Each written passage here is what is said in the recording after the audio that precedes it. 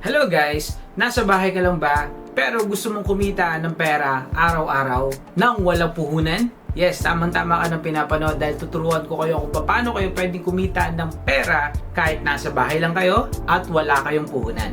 So kung gusto mong matutunan nito, panoodin mo ito na mabuti at huwag na huwag kayong mag-skip mula umpisa hanggang dulo. At syempre, huwag niyo po kalimutan na mag-like and subscribe sa video na to. I-share mo rin po ang video na to sa inyong mga kaibigan at mga kamag-anak. Okay guys, simulan na natin no. So number 1, magbenta ka ng gamit na pwede mong makita sa bahay na hindi mo na nagagamit. So bigyan ko kayo ng example, mga lumang damit na hindi nyo na nagagamit. Baka meron ka ng mga sapatos dyan na hindi mo na nagagamit dahil hindi mo na gusto yung style nila. Masisira lang yan kapag hindi mo yan nagagamit. Ano pa? Gadgets.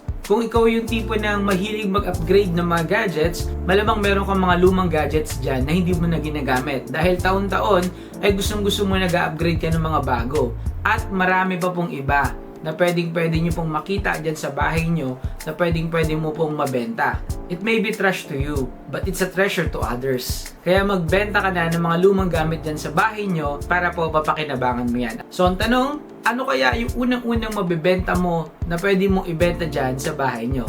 So pangalawa naman guys ay mag-offer ka ng online service. Pwede tayong maging virtual assistant, data entry, mag-layout sa Canva or sa Photoshop, gumawa tayo ng PowerPoint para sa iba, AutoCAD, or maging Facebook manager sa mga Facebook page, or i-advertise natin. Magkaroon tayo ng account sa Upwork or Fiverr. Pwede tayong makakita ng mga kliyente or customers natin na pwedeng bumili ng ating online service. So ang tanong para sa ating number 2, ano kaya ang online service na pwedeng mong ma-offer online? Para naman po sa ating pangatlo, napakaganda nito kasi essential ito sa atin. Ayan po ang pagluluto at pagbenta ng ulam or pagkain online. Alam nyo ba, ang maganda sa pagbebenta ng pagkain online ay pwede tayong kumita ng 100%.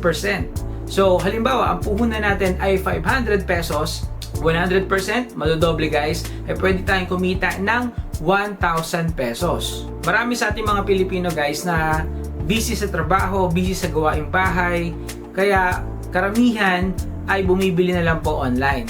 Kaya pwede kayo mag-offer or magbenta ng pagkain. So paano inuumpisahan yan ng walang puhunan? So unang-unang mong gagawin para wala kang puhunan ay halimbawa ganito. Ang ulam nyo for today ay adobo. Ang kailangan mo lang gawin guys ay picturean yan at i-post yan sa Facebook at mag-alok ka ng lutong ulam na adobo kinabukasan. So kapag may nag-order sa'yo, wala ka pang puhunan ngayon kasi ginagamit mo yung picture na pang-advertise na yun yung ulam nyo. So kapag may order ka na, dun sure na tayong kikita ka. So mas maraming order, mas malaki ang kita. O di ba hindi ka pa naman naglalabas ng puhunan para sa negosyo mo na pagbebenta ng pagkain online? Kasi yung unang niluto mo ay pang-ulam na yun. Siyempre maliban sa mga ulam, pwede rin tayo magbenta ng mga pang-merienda at mga bilao orders katulad ng mga pansit, palabok, spaghetti at marami pang iba. So para po sa ating question, ano kaya ang pagkain na unang-unang mong lulutuin na tingin mo ay mabenta para sa mga kapitbahay mo or yung mga malalapit sa iyo? So para naman po sa ating pang-apat, ayan po yung pagtuturo online. So pwede tayong magturo online. So i-check mo guys yung skills mo kung ano yung pwede mong ituro online or ma-offer online. So kung graphic artist ka, pwede kang magturo online ng paggamit ng Canva or Photoshop. So kung teacher ka naman, pwede ka rin magturo or mag-tutor online. So kung meron kang estudyante na 5, ang rate mo ay nasa 300 pesos per hour. So meron ka na agad mahigit 1,000 pesos or 1,500 sa 5 students mo sa loob lamang ng isang oras. Imagine, isang oras mo lang gagawin yan or 1 hour to 2 hours mo lang gagawin yan pero kumita ka na agad ng 1,500 pesos. At ang maganda dito, gaya ng sabi ko kanina, wala kang puhunan at nasa bahay ka lang. So the question, kung magtuturo ka online, ano kayang pwede mong ituro? Ayan, so ayan po yung ating 4 na pwede nyo pong gawin. Nasa bahay lang kayo at walang puhunan. So i-comment nyo rin po sa comment section guys yung mga sagot nyo sa 4 na tanong.